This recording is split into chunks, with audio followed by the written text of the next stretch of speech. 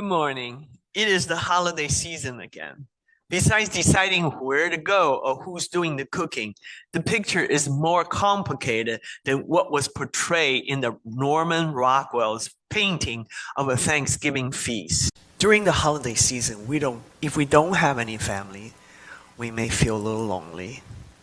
But if we do have families, then this season shines a light on that family history, relationship among all family members. Sometimes may include old conflicts and unfinished business that exacerbate the struggle we have. So during holidays, we come to family meal with all the suppressed family dynamic we might have avoided all year. I will have to leave the topic of food indulgence and hunger for another day. This morning, I want to talk about the complex family dynamics, and the greeting cards hardly ever mention. While many of us enjoy family gathering during holidays, like what this couple over here said, the only place left is on the roof for family member to sleep. But many others feel the pressure sometime or obligation to come together. And if we don't do it, we feel awkward to respond to someone who asks you, what is your plan for Christmas? And how was your Thanksgiving? Americans like to declare that family is very important to them. But many Americans only see their families during the holidays. So this makes holiday family gathering difficult when we have not resolved any issues with each other during the year. Now, like many other cultures, Asian cultures are different. We never left the family. The family offered the structure for us to have constant contact, whether we like it or not. But that doesn't mean we have a better way of resolve the conflict, by the way. My mother grew up in a large and complex family, including my grandfather and his 5 wives, and 23 other siblings. So they all lived together in this family compound, right? So during mealtime, the family dynamic would show up, but very indirectly, all this rivalry, backstabbing, innuendo among the wives and the cousins. As a child, my mother often witnessed the conflict and drama at the table. But she couldn't say anything because the traditional Chinese culture only allows indirect communication. So nobody dared to speak up and come direct when there's a conflict. Now, so she swallowed all this anxiety. Maybe this is the reason why she suffered from GI tract issues most of her life. This includes too much acid or indigestion. 2 kids, this is interesting. 2 kids in my neighborhood where I grew up got into a fight. These kids' mother came out. They served tea to each other in the yard. They talk about how wonderful it is to be great neighbors between the 2 families. Never once did they mention the fight. After the tea, the kids went back to play together as if the fight never happened.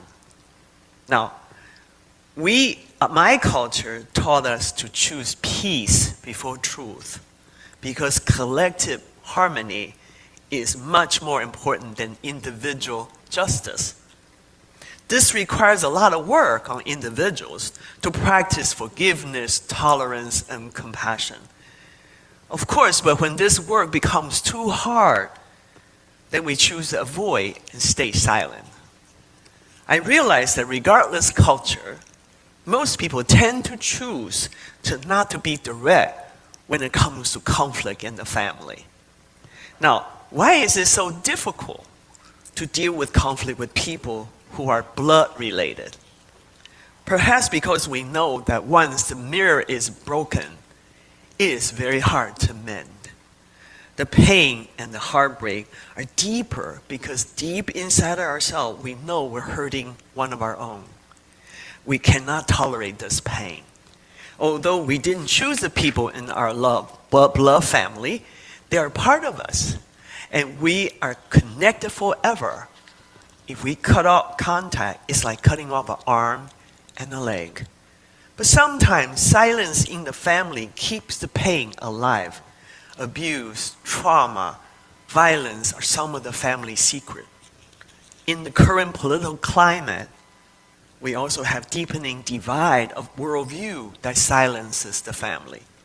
So what is left to talk about besides how the turkey turned out so tender, while the elephant at the table gets bigger? We can choose to avoid having a real conversation and stay light, just so that we can get through the holidays. That seems to be the most common way to deal with conflict, but the divide becomes deeper every passing year. When silence and politeness do not work, this is when an estrangement happens.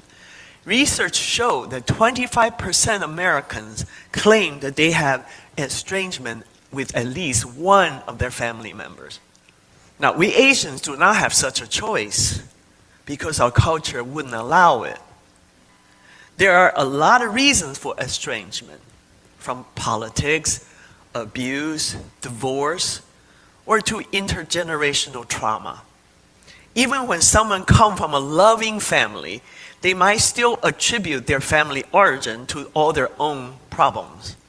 Because in this modern day, we're all becoming armchair psychologists and blame our parents and our siblings for our own trouble. Our parents and siblings are not perfect, neither are we. Family is more just the blood relations. It's bound by love, value, and mutual support. This is why it's so hard to fight with family, because we're afraid of losing them. Estrangement is a different, very, very difficult decision that will leave a hole in our heart and soul.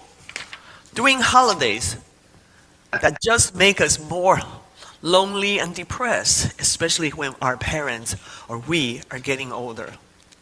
Of course, sometimes it is smart to silence part of ourselves, focus on what we have in common, like the tea time in the yard, so we can celebrate holiday without stepping into any pothole or avoiding the elephant in the room. We remind ourselves that there is enough love in the center of this relationship to hold us together. Now, then there's also sometimes that we need to walk away when we are asked to keep too much of ourselves at the door. And we wonder if we are still who we really are at the table. And if we can still see the true self in others. At the same time, the elephant at the table is getting so big for us to stay. By silencing part of ourselves, voice, and cut off contact completely, can we really let the pain and differences go? And see family members as worthy human beings, even if they have flaws? Can we really find peace and tranquility, or just indigestions and heartbreak? Sometimes these strategies to deal with the family's conflict only lead to more burden in our hearts. It also means a part of ourselves is not available for us or others. And when we carry this hole in our heart, at the end, we sacrifice our authenticity. It seems that we're caught in the duality of silence or estrangement. To break out of this duality, we need to learn to engage. Before the service this morning, we played a song called Teach Your Children by Crosby, Stills, Nash & Young. It's our gathering music. The song asks us to accept our parents for being who they are, because someday we'll become our parents. I'm becoming my parents every single day. I even talk like my mother. While there is time, we can teach each other to be better human beings. Apparently, the direct inspiration for the song came when Nash saw Diane Arbe's famous photograph, Child with Toy Hand Grenade in Central Park. Seeing this photo highlighted his concern about the message that children are absorbing from the media's focus on crime, conflict, and war. In the meantime, Nash's relationship with his own father was tense. So he wrote a song in which he first directed his attention to the issues that the parents face when attempting to provide their children with a set of uplifting moral values. Then he urged children to transmit their idealism and activism to their parents. Remember, this was the 60s when the song came out. Song also asked the parents to teach children authentically and learn to understand and accept their children's dreams that may not turn out to be like their own. At the same time, the song taught the children to understand their parents' life struggle and learn to be there for them before it's too late. I went to divinity school to train as an interfaith chaplain, not because I want to become more religious, but because I believe I can help restore the fundamental human spirit that is rooted in love, and it was worth preserving. Among all the stresses, holidays also bring out the human spirit, especially towards strangers. Gratitude, kindness, compassion, and love are in the air. Movies such as Miracle on 42nd Street, Elf, and I found an old one called It Came a Midnight Clear, and It's Wonderful Life, just to name a few, are all about searching for human spirit. I used to run away from this country during Christmas because I didn't have family around, and I'm not a Christian. Now the current state of the world has added to my despair. But I have to remind myself not to get drowned in this despair. And I need to look around and count our blessings and use them to raise the human spirit. If we can spread our hearts among strangers, we should be able to do that for our families. And the question is, even we are afraid, we might be hurting ourselves and others. There seems to be stronger among the families. To break out of this duality of either silence or estrangement, we human beings need to learn how to build relationship by communicating better. Well, somehow we were not born with this skill, I heard. We have to do it consciously and to learn how to communicate.